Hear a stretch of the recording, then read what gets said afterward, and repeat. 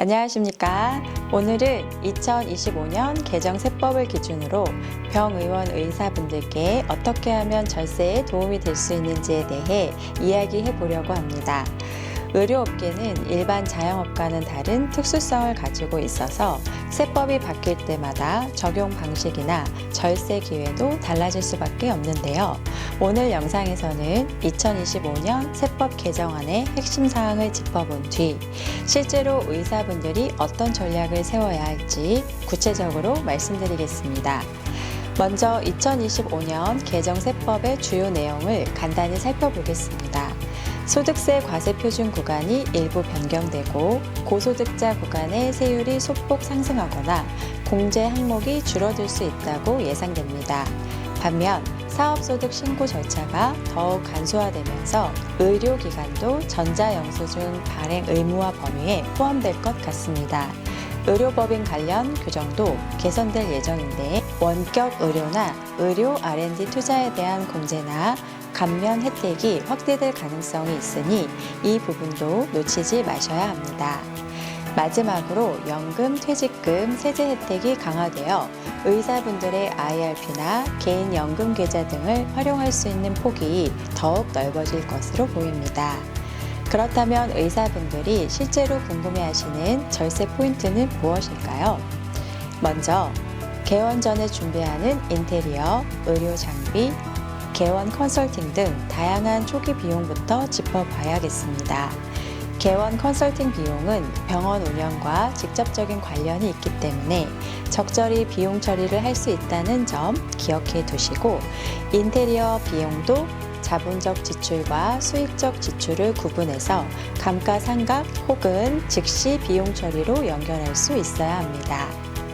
특히 의료장비 구매 시에는 현재 설비 투자 세액 공제 대상인지를 꼭 확인해야 하는데 2025년 법 개정으로 기계, 장비 투자 공제 범위가 더 넓어질 수 있으니 최신 정보를 체크하시면 절세 기회를 놓치지 않으실 겁니다.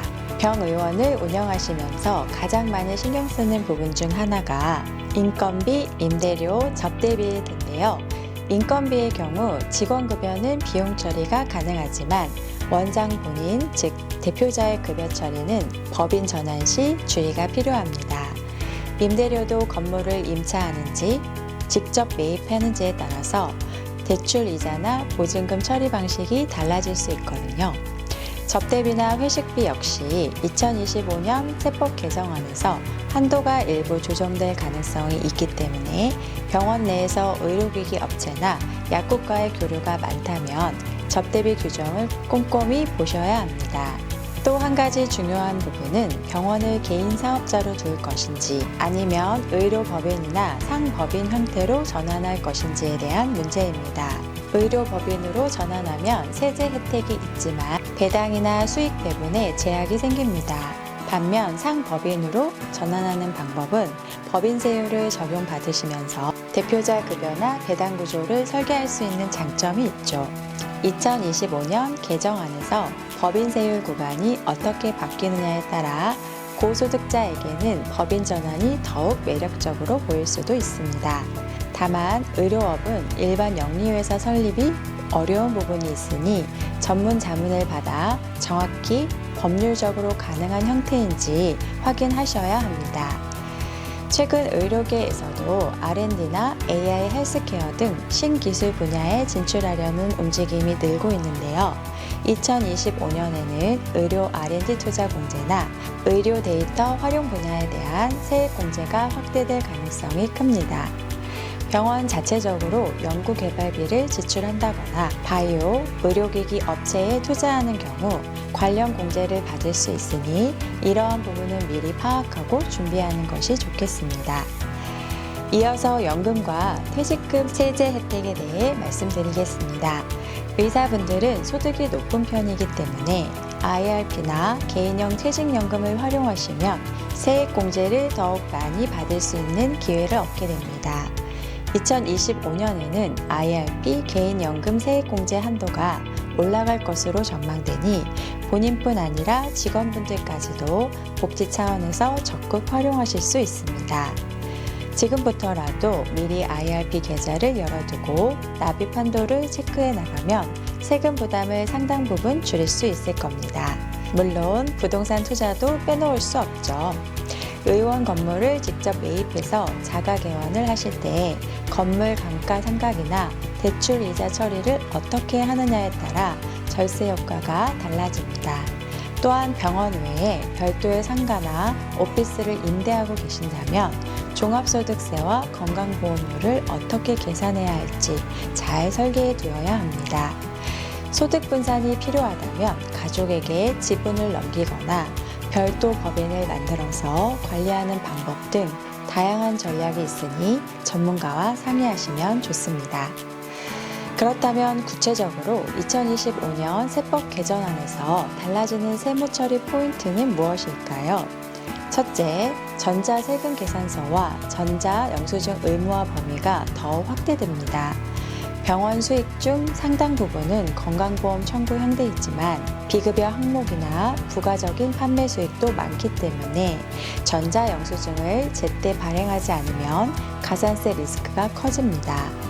둘째, 의사분들이 대학병원에 겸직하거나 의료 컨설팅, 학회 강연 등 외부 활동으로 번 소득에 대한 원청 징수나 종합소득 신고를 제대로 처리해야 인적 용역 과세 강화에서 불이익을 피할 수 있습니다. 셋째, 직원복지비나 교육훈련비에 대한 공제 혜택이 달라질 수 있으니 직원들의 스킬업이나 장기 근속을 위해 교육비를 지출하고 적절히 공제받을 수 있는 지점이 있는지 꼼꼼히 살펴보시기 바랍니다. 결국 의료업계 특수성 때문에 놓칠 수 있는 세무 포인트가 많고 고소득 구간에 있는 의사분들은 제도 변화가 미치는 영향도 상당합니다. 이런 부분을 잘 활용하기 위해서는 사전에 전문가와 상담하는 것이 필수입니다. 병의원 운영 상태, 매출 구조, 가족 구성원, 개인 재무 상황을 모두 고려해서 맞춤형 절세 전략을 세우셔야 하고 한 번에 연말정산으로만 해결하라고 하기보다는 수시로 체크하고 방향을 잡아나가는 습관이 중요합니다. 또한 다른 병의원의 실제 사례나 실패 사례를 분석해보면 시행착오를 크게 줄일 수 있습니다.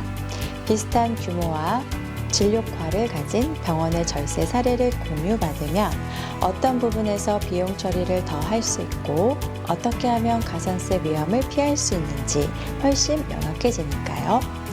2025년 개정 세법이 본격 시행되기 전에 미리미리 준비하시면 고소득자에게 불리해 보이는 조항도 충분히 극복할 수 있는 방법이 생길 것입니다. 2025년 개정 세법이 의료업계에 미치는 영향과 의사분들이 반드시 챙겨야 할 절세 전략들을 간략히 말씀드렸습니다. 개원 전 준비 비용 처리부터 인건비, 임대료, 접대비, 법인 전환, R&D 투자, 퇴직연금, 개인연금까지 정말 고려해야 할 요소가 많습니다만 꼼꼼히 살피고 전문가의 조언을 적시에 받으신다면 의사분들도 세금 부담을 크게 줄일 수 있을 것입니다. 이상으로 2025년 세법 개정을 바탕으로 한 병의원 절세 전략에 대해 말씀드렸습니다. 조금이나마 도움이 되셨기를 바라고 더 궁금하신 사항이 있으시면 댓글로 남겨주시면 저희가 추가로 답변을 드리도록 하겠습니다. 오늘 영상이 유익하셨다면 구독과 좋아요도 잊지 마시고요. 앞으로도 의사분들의 병원 경영과 재무 관리에 도움이 될 만한 정보를 계속해서 전해드리겠습니다. 시청해주셔서 감사합니다. 다음 영상에서 또 뵙겠습니다.